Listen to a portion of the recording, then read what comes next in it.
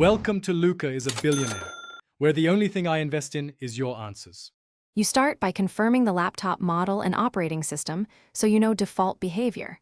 Once done, locate the F1 F12 row and the FN key, visually inspect for a lock icon. Next, open Settings and navigate to Keyboard Preferences. Make sure to find the Function Key Behavior option. This lets you choose whether F keys act as media keys first or standard F1 F12 keys. You need these prerequisites settled before changing use patterns.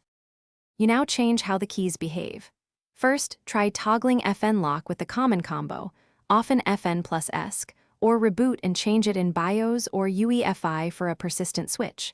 Then, make sure to adjust your OS keyboard settings.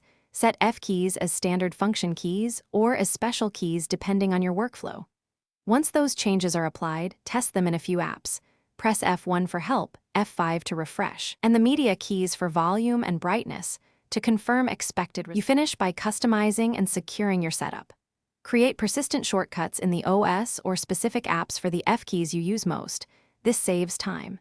If you need more control, install vendor utilities or a remapping tool like Auto Hotkey to redefine keys. Finally, if keys are unresponsive, update keyboard drivers, check BIOS settings, and test with an external keyboard to isolate hardware from software. One troubleshooting tip: reset keyboard settings before a full system restore to. Thanks for watching and please subscribe. It's the best investment you'll ever make.